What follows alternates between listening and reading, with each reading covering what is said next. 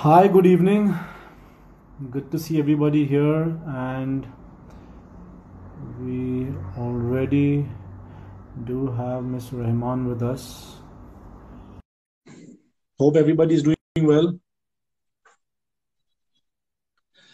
Just let me patch up. Hi, good evening. Good evening. What are you doing? Doing good, thank you. Thank you so much for giving us this opportunity, for pulling the time out. It's a pleasure. I think it's a It's our very pleasure. important time in our collective lives. So having a chat is going to be, I think, quite revealing. No, that's what the entire motive of this initiative has been, and it's because of stalwarts like yourself supporting it wholeheartedly that we've managed to actually uh, put it in front of the fraternity, who are a lot of colleagues of yours, who are a lot of brand vendors, and a lot of consultants and budding students as well. Having said that, I take this opportunity once again to thank you for giving us the honor and for pulling the time out towards this. I'm going to enjoy it, I'm sure. Great. So we do have with us Miss Husna Rahman, the Principal Creative Director of Fulcrum Studios. This talk is going to be on many views that we haven't heard since the beginning of Architales. And diving into that, not going to take too much of this time, but going to share it with ma'am right now. How have the past couple of months been? And what has been keeping you occupied through this entire pandemic since it was so unforeseen? How has it been professionally, at least? I think it's been a complete oceanic range of experiences and emotions. And it has been the most human that we've ever found ourselves. And I speak on behalf of all of us, because it hit us like a thunderbolt in the blink of an eye. And instantly we had to reconfigure our lives, our minds, and most important, our emotions, and collectively deal with everyone in our families. I have a 7-year-old, and just bringing his life to a grinding halt, given that he's just used to being outdoors all the time and enjoying sports and friends and school. uh, just taming your own dreams, which was soaring at the time, making sure that you still have the fuel to function because you do lead a team that depends on you. My daughter was in New York at the time. So being a mother, that really tapped into my maternal instincts of wanting to have my family back with me, since she was alone, and helplessness of not being able to reach her, or vice versa, no flights. It was like the whole world had shut down and your wings had been snipped. The real had turned surreal. Our imaginations capped, our realities tilted, our actualities challenged. So just, coming to terms with all of that. Besides which, I think also on the more positive end, finding those moments of solitude which you had not had in a very long time. I'm writing a children's book right now, inspired by flight. And that's because I spend all this time, 5 o'clock onwards, it's my therapy to just watch the birds fly from my balcony and imagine what it's like to actually have those wings and that freedom, operative word, freedom, to be able to Right. soar into the sky. And when I read what I'm writing, I think it is feeding from my subconscious desire of having those wings. So Wow. there's just so many subconscious levels on which this operates, that I think the far-reaching psychological effect is going to be for a lifetime, and we'll be revealing it and uncovering it with every passing day. Also the effect it's True. going to have on our children forevermore, Yeah. and how they're going to react to people and society, and being able to just feel the normalcy that we've had growing up may not be something they at all managed to capture for their growing years. That's exactly what I was going to come to. It's going to be more of what we leave for the generations to come. Yeah. But having said that, since this was so unprecedented, do you see that being the actual normal, or that being the new normal, and any changes in the design trends that you foresee? Yeah, I think the word trend is altogether going to have to be kept on the shelf, locked, and the key thrown away. Because now we all face the universal challenge of healing the world. And for the first time, we've all, or we should stop and recognize the fact that this could be one among many. And reshaping it as architects is our responsibility and our moral and ethical code going forward. So all this time that we've had is actually the silences and the stillness have in me created this immense shift where the next project I have is going to be handled from the point of view of a person who I'm still getting to know, which is myself. You know, the choices that I made before this time may not have any bearing on this new being. I think my sensitivity has really come to the fore, wherein I want to be that person who can make a difference. And to the people around me, be the craftsmen who have always depended upon us. And instead of looking hither, thither, and elsewhere, why not dig deep into our own culture, find those incredibly talented people, and engage their lives and their lifestyles with ours. I would definitely, my choice of materials may kind of be more contextual based on where I am. I definitely want to experiment with indigenous styles and create modern language for it, make it more relevant. But I have all these feelings churning inside of me now, almost like we all need to be these hermit architects who actually explore these avenues of spiritual design. So beautifully put. Thank you for that. Thank you for that. And on that note, I have to mention this, but we do have with us Mr. Shahrukh Mehta from TPA, from Talati and Kandagi, the partner director, and there's a hi which has come to you from Shahrukh sir. Shahrukh, so welcome.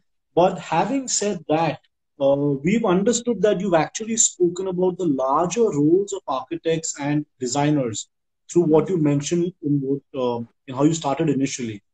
You did mention about a larger role that architects will actually play right now. Yes, absolutely. And what a role it is. What a powerful and wonderful opportunity, because with every crisis comes opportunity. And with every crisis comes the need to reshape our minds, to unlearn, to relearn, to be like putty, to feel like we're starting like little children, our curiosity peaked, you know, shed these and mold these adult skins and consciousness of what we have accumulated, deaccumulate, and start feeling light again.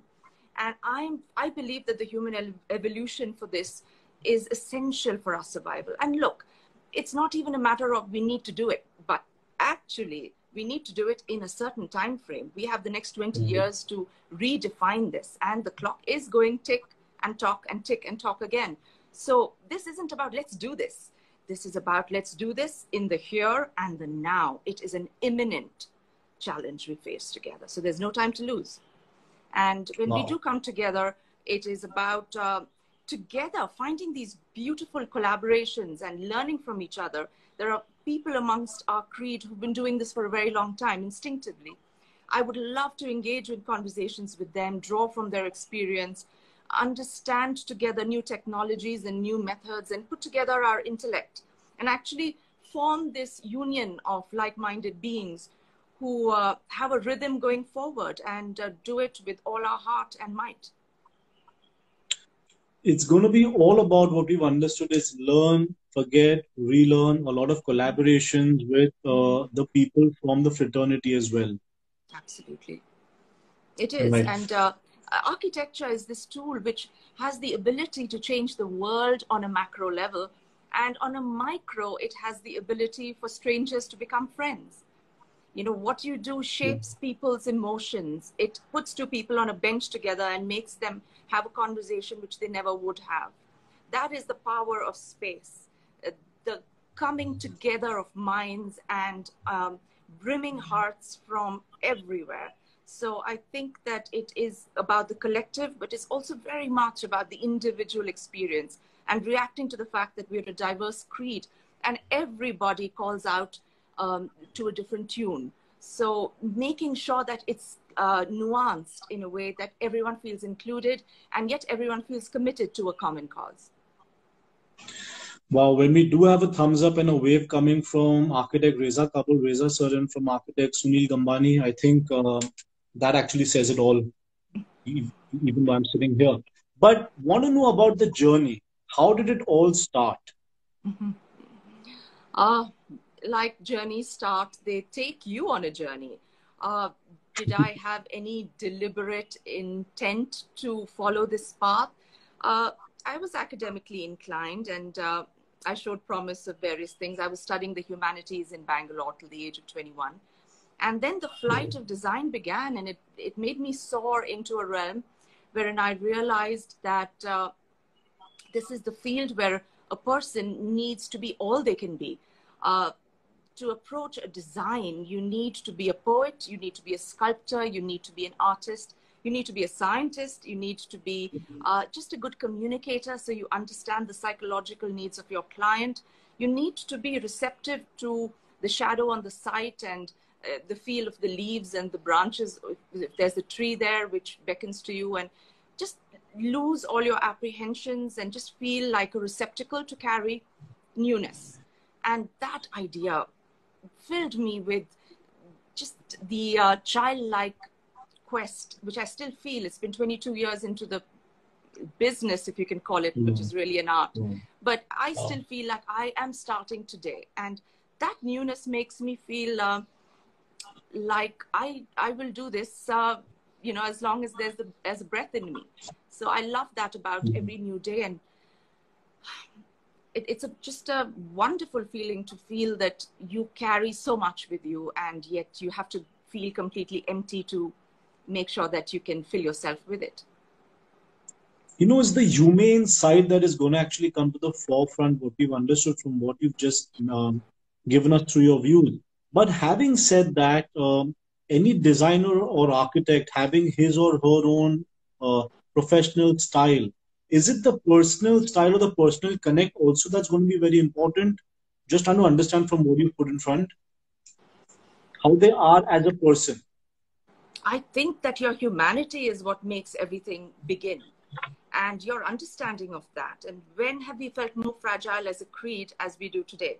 So with our fragility also comes a strength. And when you're at your weakest and most vulnerable, I think is the time to really garner all those fuels within you for the actual takeoff. So I definitely think that the human creed is called upon right now. I mean, it's a call from the universe. And it is the time for all of us to kind of sit up and say, well, this is where we actually begin. This is the starting point. Beautiful, beautiful. Absolutely lovely views. We thank you so much for that. Wanting to hear some more with regards to when you've given us such beautiful views, the philosophy of Fulcrum Studio.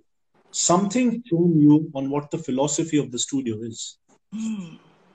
The philosophy of a studio is to enable the human experience to be as rich and as diverse as possible. It is about the words we use about luxury and extravagance. For me, the luxury and extravagance begins with the nothingness. And the nothingness is where you find yourself. Because when, you carry a burden of needing to intellectualize something is when you lose the essence of it. So just feeling that lessening of the load, the loss of the encumbrance around you, the strappings and the trappings being shed, and feeling the lofty lift off, that to me is Fulcrum Studio. Not needing the words or the images or the thoughts to come into the entanglement, but to actually be bereft of that in a way that, is a cleansing and an uplifting emotion. Beautiful. And of Beautiful. course, I can definitely touch upon things, that, materials, the tangible, which assist that, the way that lighting works, not being able to see the source of the light, but in fact, see the shadows, because I'm a lover of shadows rather than light. I'm a lover of the darkness and how light can play with darkness and reduce its intensity and its personality. I love the expansion of spaces. I enjoy the spaces which allow for people to ponder the internal reflection which comes from not being aware of a definition of whether you are standing in a room which would be called a bedroom or an indoor room or an outside room, but loosening those boundaries and making people play within a space. The transfiguration and the the transcendence which really happens with that. I think those are the tools which we employ rather than simply the materiality of a space. You know, we will be taking a little more from you on space, void, natural light, and a lot more later on is what we want to understand your views on. Mm-hmm. But getting into the design aspect and wanting to understand now that from you, is there any preferred or a signature style of design or a philosophy? The signature is what is derived from that site, that person, Wow. and that condition. I think going forward, we need to become problem solvers.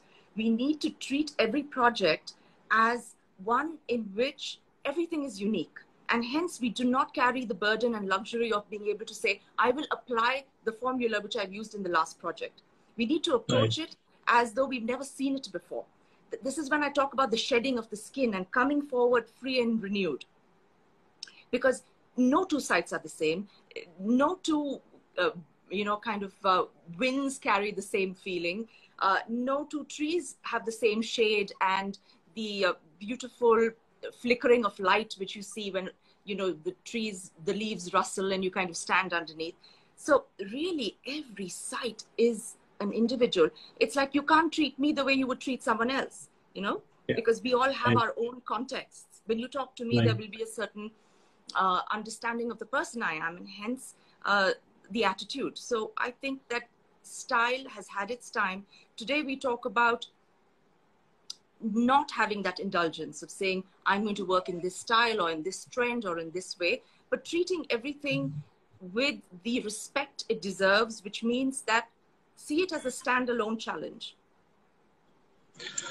Wanting to understand, since there are a lot of metros in India where there is a lot of high density construction, how can this be enjoyed through design, through the use of materials, nature in short? Because everybody doesn't have the luxury in the metros where they live with the space. How can that be dealt with either through materials or through design or natural light, or how? I have a terrace right now. And honestly, all these years that life has been so frenetic, you get back after the sun sets, you have a meal, you enjoy the time with the family, and it's time for the next day. But suddenly that terrace has become our sacred space. My son had to write an essay for school, and he was asked to write a sacred space, and his answer was his terrace. Wow. So this is the level to which our naturalness has risen in this time, because it is our balm, our healing tonic. It is our therapy for our souls. Ayan, my son, had planted a rose bush, and we have 5 white roses that have emerged. And when I sit on a bench looking at it, it soothes me in a way that I find hard to describe. So I look at those petals and I wonder even that if I have plucked them and put them in a vase, whether they would have lasted more than a day, as opposed to seeing them for 3 weeks, mind you, on its original natural bush. So much of my thinking, I mean, I might never give somebody a bouquet again, because I just feel like let the flower stay on its intended stem and let it receive its nourishment so it has a longer life.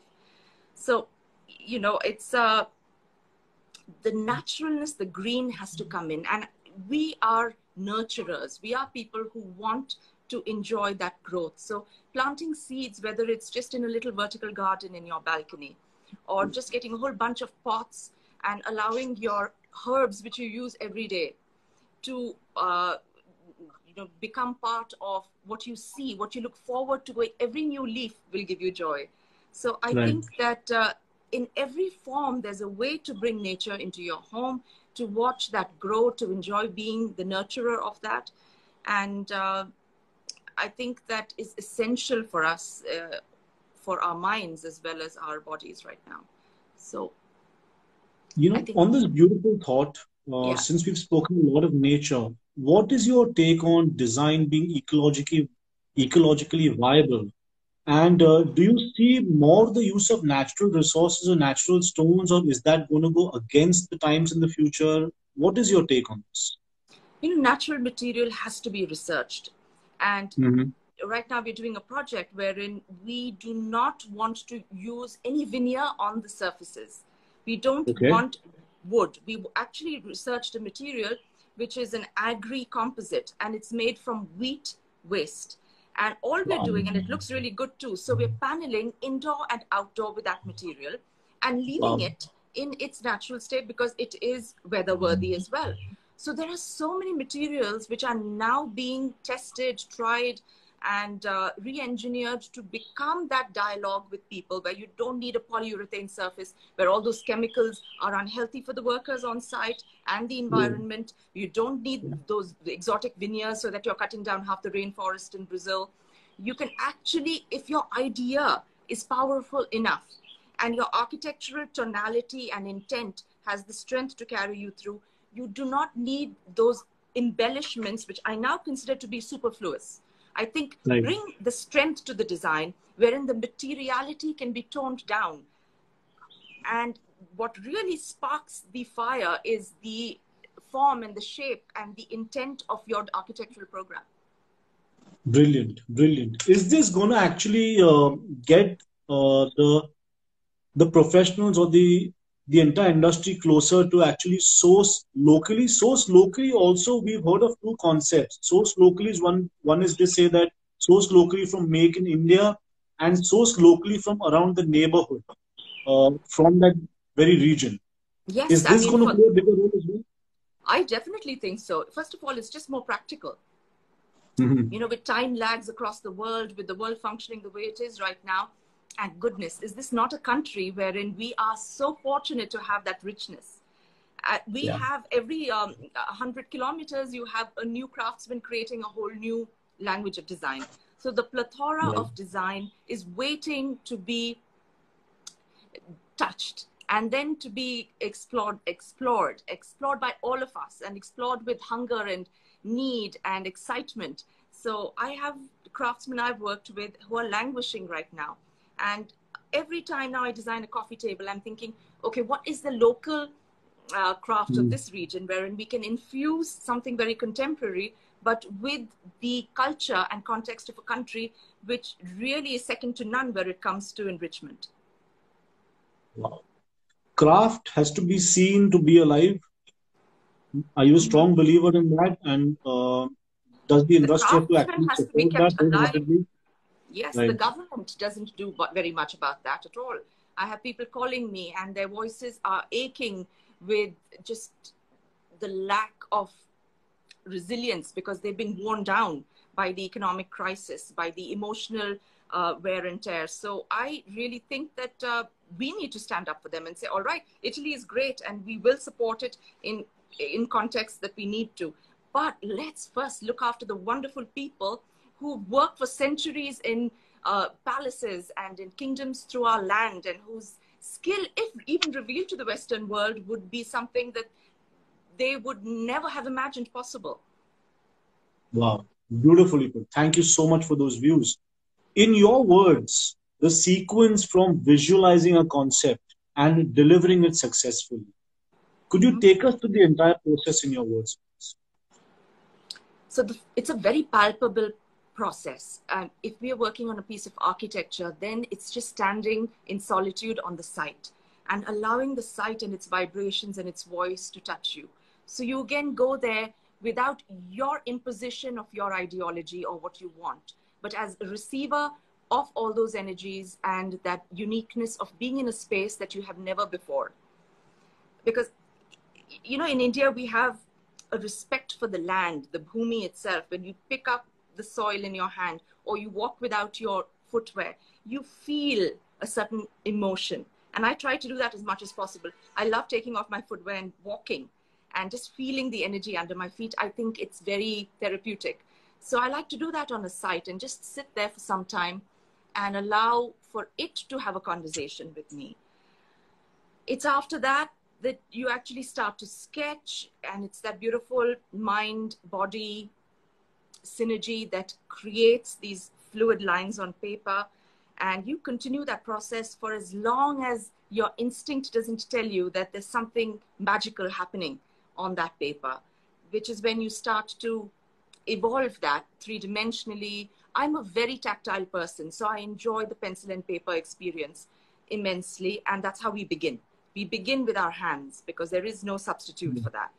And when that process starts, then we start modeling it, and three-dimensionally on the computer, as well as even with just recycled cardboard. There could be things lying in the office which are just model making tools, which are not necessarily from the shop. You know, you just pick up waste materials and you put them together. You start seeing the form, the lines, and that helps you immensely with your, you know, proportions and your actual experience of, you know, the mass and the entire shape and form that you envisage.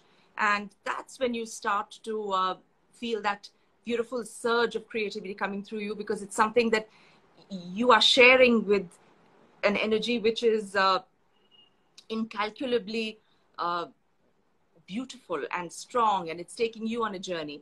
And well, you start all the technical drawings which you need to show the client, and that's when you actually sit down and look into their face and hope that what you have done is use their personalities as your initial starting point, but you've taken them to a different place where their experience might actually challenge their actuality of who they think they are.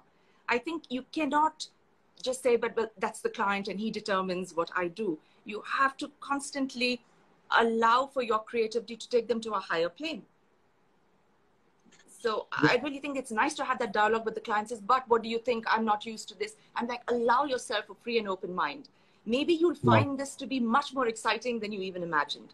I think design has to be a challenge. It cannot be something where you settle. I think that's where they need to trust you as well. Yes, absolutely. Right. You know, wanting to understand while designing for a particular project, how is it that the luxury is brought out through design? How do you bring out the luxury through design while designing for various parts of the project? So the study, the living room, the various parts, the indoor, the outdoor. Mm-hmm. There are two parts to luxury. One, I think, is the part which if you don't touch, then you have not attained that expression at all. And that is the ability to walk into a space and feel mesmerized. To feel like you have discovered a part of you and fragments of just beautiful cosmic energies floating around you. The other part is the materiality, and that's second to the first. It always plays the role of the, you know, the strengthener rather than the provocator. So you come in with your material palette, but this structure has to look beautiful even when bare. It has to look gorgeous even when naked. If you're relying only on the material to create luxury, then you've actually stunted the process. You've started from about 7 instead of 1. So you've skipped the first 7 parts wherein that soul has to be created, after which it has to be embellished. It's like having a conversation with a woman who simply looks good rather than has anything to offer, or a person for that matter. It's a conversation to be had. So the synthetic materiality is a superficial, essential world, but without those right ingredients of spatiality, creating those voids, making sure that those experiences are challenging. There's compression, there's decompression, there's light, there's filtered light, there's darkness, there's shadow, there's play of materials, textures. You know, you have the polished, you have the rough, you have the openness, and yet you have the privacy. You have pauses rather than just halts. You have this just a whole marriage of materials which you never think possible in one place, and yet they flow through, making it unpredictable, making it provocative, making it a space which allows for, you know, you to find shadows in the most unexpected places. So it's really walking through a maze. It should never explain itself easily. It should be like a suspenseful book where you walk through it and you want to see more, and it pulls you through and it seduces you with all of its magic. Brilliant. Brilliant, brilliant, brilliant. Thank you so much for that. Having spoken of that, when you've got a plethora of choice with regards to lighting or art or furniture and accessories, Mhm. and everything, uh, how do you go around accommodating only a fixed number of certain pieces in a project, with lights or with furniture or with accessories? How do you go about this entire process?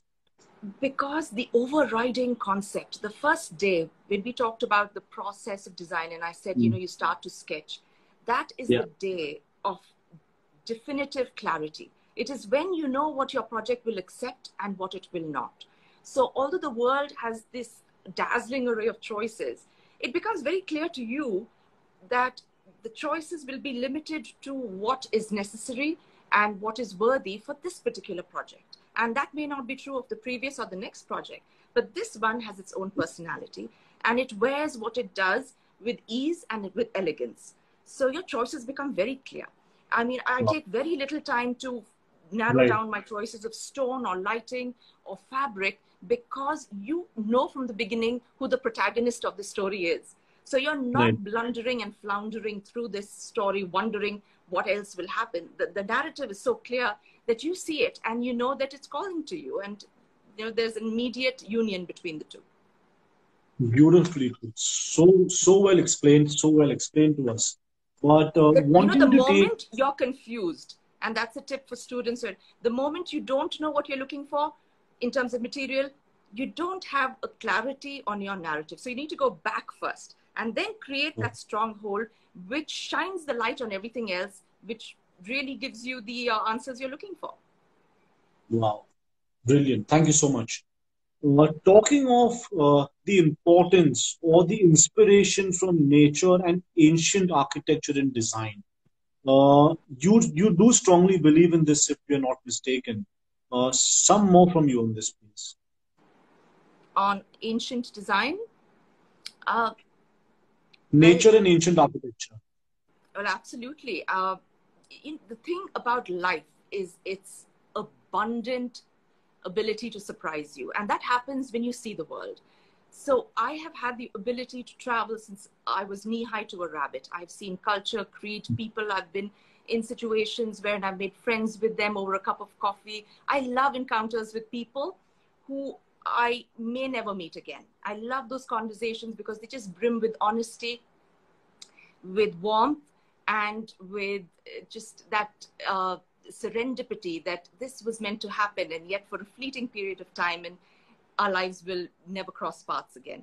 So I think that your ability to interface with antiquity is also with the people of that region, because that again is the humanity of it. So I remember in Morocco, there was this little boy called Mukhtar, and he took us into the bazaars and he took us into these ancient areas where people would work right beside each other. You could smell the kebabs, you could see the ruins.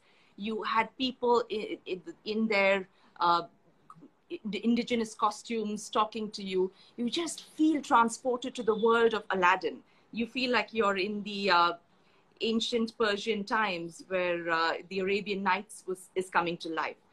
So um, seeing is very important. It's not just reading a beautiful book, but making sure that you're completely drenched in that experience, which you can at any point in your life recall on, and then say, oh, well, somebody's talking about a Mediterranean home, but you had this experience there, which makes the expression of that so much more authentic than just taking a picture and saying, well, I've got the facade worked out.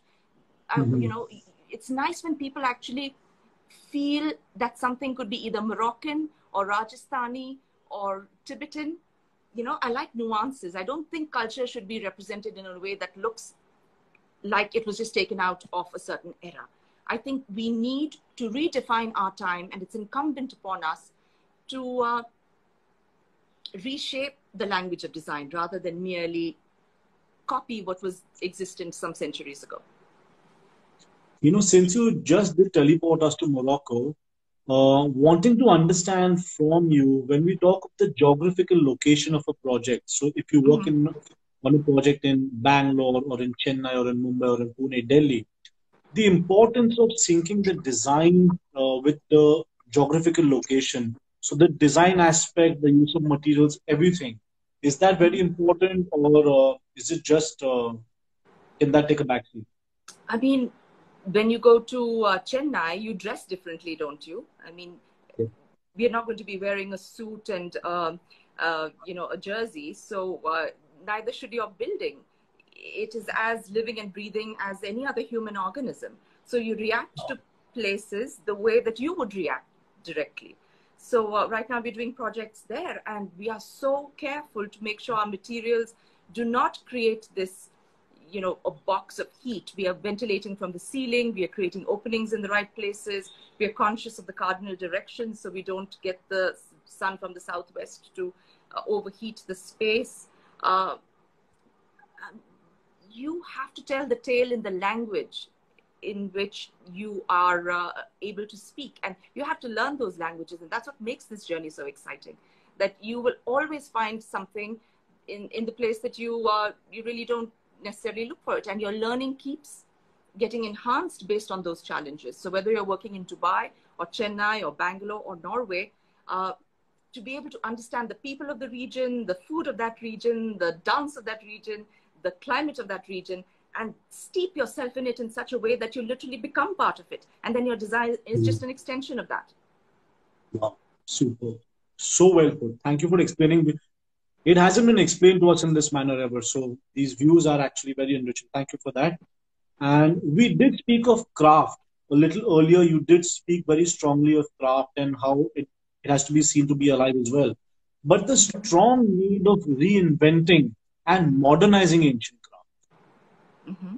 And yeah, so something from So you on that's this. where we come in. I mean, we love the Falak Numa and we love the Umayyad Bhavan, but we cannot and should not make homes like that. They were built for a reason in an area for, antiquity.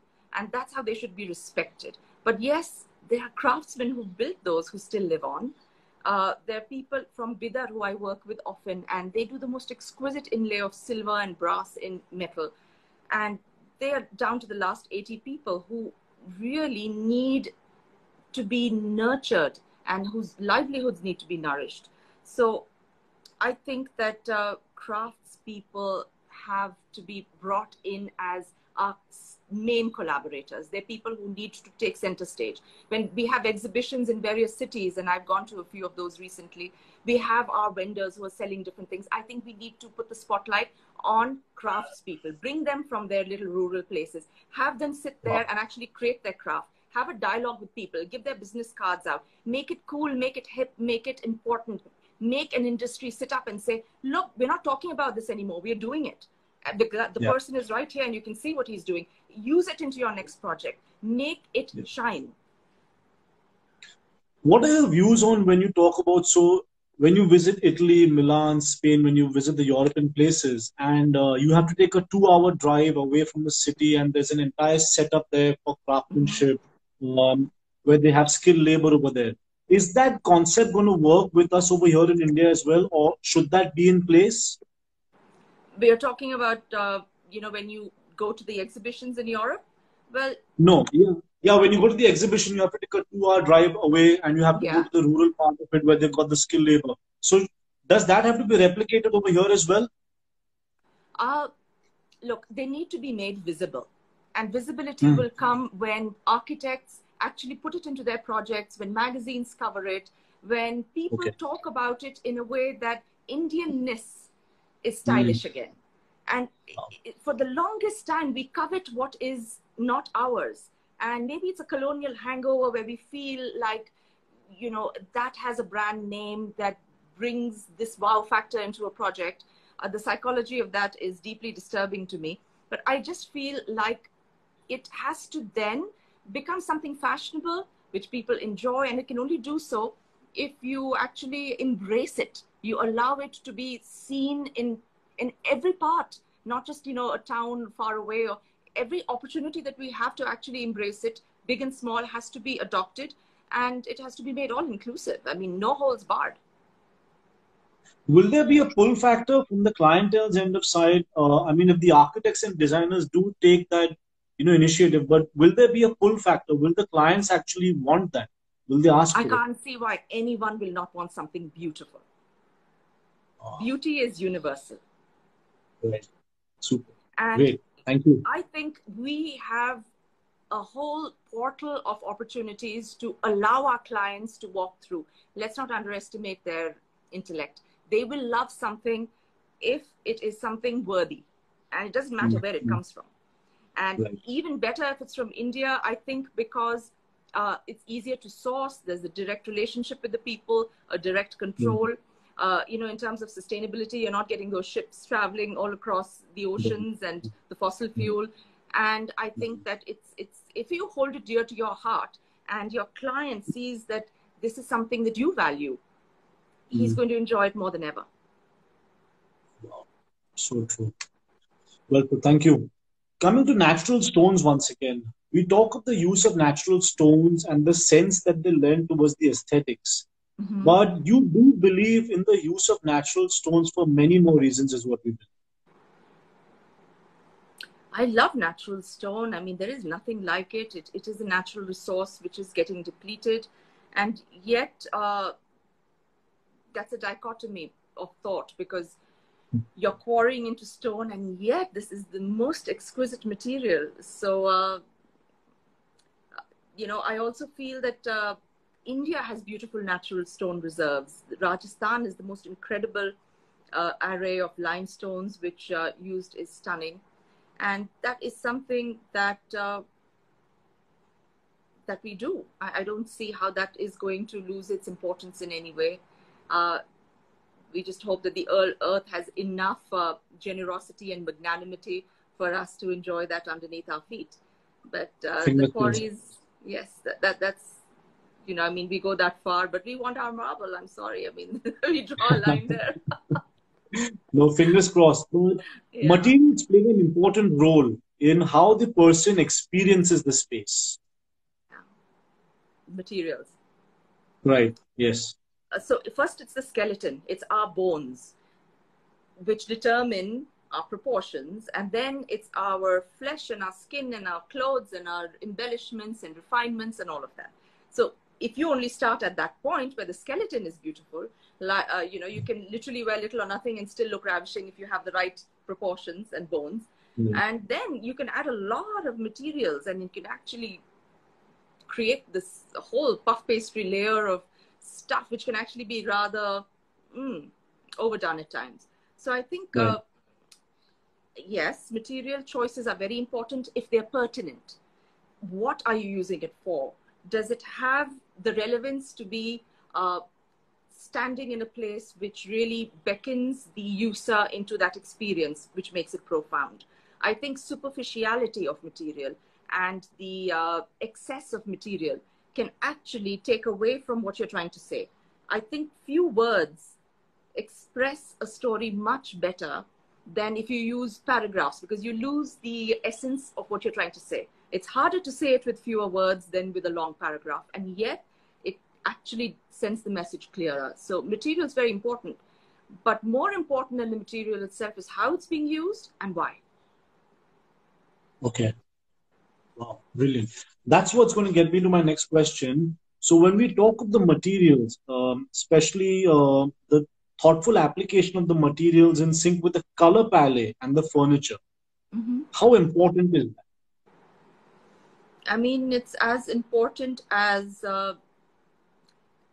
it would be to have a room that appeals to you, that you enjoy being in, that touches you enough to say that I enjoying spending my time here. And all of those materials are going to enhance that experience of feeling good while sitting in the couch, how comfortable you are. Comfort is a very important factor. And as I grow older, I realize more and more, if I have a wooden seat or a nice comfortable couch, at this stage in my life, I will take something I can sink into and feel like it's literally giving me a bear hug. So I think that you have to consider that our homes now, more than ever, are going to need to be those tender and those intimate spaces which need to make us feel better for a longer period of time, given that our restrictions are still in place and may be there for some time. So these are not just homes anymore. These are our temples for the soul. So every choice you make is going to be one more factor towards soothing and allowing you to actually inhabit that space joyfully. Beautifully put. Beautifully put. You know, you did speak a lot in the beginning of the discussion on natural light and void and shadow. But if you want to understand a little more from you on the play of natural light and shadow towards the design element, is this also actually thought of when it's being conceptualized, or does this happen on site? Is it very important? Everything worthy happens at the conceptual moment. And then there are evolutions to that, but that remains the core. It's the nucleus, really. It's the pivot around which everything else circumambulates. So I really enjoy when you don't see fixtures of the light, but you see the shadows, you see the grazing. Spaces are not overlit. I think that we need to be sensitive to the people who walk in. I think light in a very fundamental form can make you look 20 years older than you actually even are. So I think it can be flattering to our skin and our clothing. Colors can be brought out by the right choice of light. Your blue can look either gray or it can look the color that it was actually intended, depending upon the lamp you choose. I think the flexibility of light, to be able to say, well, today I'm in a mood wherein I want it dimmer. So lights can kind of just make sure that they're flexible to how you feel at that point in time. So you brighten up the mood or you diminish it. I definitely think a lot of spotlights from the ceiling are just such an unthoughtful way of lighting a space. I think you need pools of light. I think you need the luster and the dazzle that comes from, light that, floods a certain part of the room while it shades into the other in a realm of darkness. So I think it's a very poetic palette that you have to put together. And sometimes you can just sketch on a plan where you want to see more light, where you want to see less, how you see the shadows coming through. It's very simple to do with just some color pencils, but I think it really helps you to understand where you want to go with this, because simply lighting to see is not lighting. Lighting to feel is what lighting is. You don't light to scream, you light to whisper. That's the kind of light you should have, where it's actually whispering with you and it's kind of in the background, but it isn't taking center stage. It has a lot to do with the happiness portion. Absolutely. And people will come sometimes to, I have a terrace and I have a sculpture which I did extremely rudimentary. It's 8 stumps of casuarina with kind of a net over it in kind of bamboo. And I've got a spotlight which I've concealed at the bottom. I light that sculpture and my entire ceiling is striped in black and white.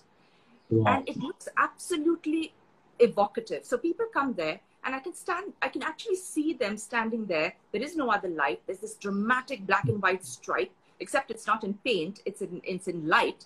And there is the sense of, kind of bewilderment. I like bewilderment because I think that people should not understand a design easily. It should be mystical and it should be concealed so that it reveals itself slowly, like all good things. I think the next session that we would do with you would probably be on Zoom, and we would do it post sunset, and we could do it up there with that in the background. No, but that's going to take me. Yeah, I mean, I still go up there. When I know I want to feel a certain way, I turn on only that light and I sit there, and it's amazing, the tranquilization. It's like I've had a pill, because it just calms my mind, and I know it's what the lighting is doing to me. Wow, beautiful. That's going to take me, I'm going to try to squeeze in about 2 or 3 questions, if you permit me. Post this entire, pandemic, are we going to see Indian luxury brands being preferred or being given work by the fraternity, or are they yet going to prefer importing? From my point of view, and hopefully for the rest as well, a resounding yes. Okay. This is a country that has a majestic legacy of art and richness. And to not tap into it with all of our being is to be just unthoughtful and insensitive and uncaring and unbelievably indifferent to what I think should be the trailblazer for the world. Brilliant. Super. Yeah, so Make in India is the future. We do have a lot of people saying that. But what is your take on, we've got a question here. Since we did speak about the touch and the importance that you believe also in touch on the site from the very beginning, but is this virtual sourcing of materials and virtual site visit here to stay, or is it only very temporary? The virtual site visit, I think it's temporary. I think that with the right measures, it's important to find our way back. And I am going to a couple of sites next week with all the necessary precautions, because that's the only physical space which will tell us more about the next step of the journey. So I think that we can't live our lives virtually forever. And that's not a possibility in any possible way. Not just in terms of work, but in terms of our personal lives. My daughter has returned from New York, and she's also in the architectural fraternity because she's completed architecture at Parsons School of Design and has been accepted into Yale to do her master's. So this is, you know, something we both recognize, and we just go away. We take the little fellow riding to the horse club, and we just spend 7 hours outdoors, because we are social beings and we do need to connect with the outdoors, and we absolutely can't, you know, stop who we are. So we have to fulfill and fuel our desires on a personal and professional level, because this is the long haul. It's not just the next 2 weeks. So we have to brace ourselves and do what it takes to get through the time. Trying to squeeze in this last question. So since houses right now are being used a lot more for you know, entertainment, as the bar and as a work from home, what changes do you see in design in the spaces post this entire period? I think spaces will become more fluid and more defined. Fluid because I think that spaces really need to bleed into each other in terms of the verticality of how they're designed, the spatial organization. Kids will need spaces to go to school from. We will need places for private conversations such as this. And each one will have their world that will converge where we want to be together. And we will also have to filter off into our little pockets for periods of time to enable us to engage in our activities. So I think that homes will have to be rethought as spaces for so much more than we did. We spent more time in the offices than we did at home. And now that balance has completely shifted. So it will be offices, it will be schools, it will be places to, you know, connect with the cosmos and creation, places to feel like you're flying and levitating. Definitely the nature factor. You know, everything that a lifestyle would need in order for it to flourish.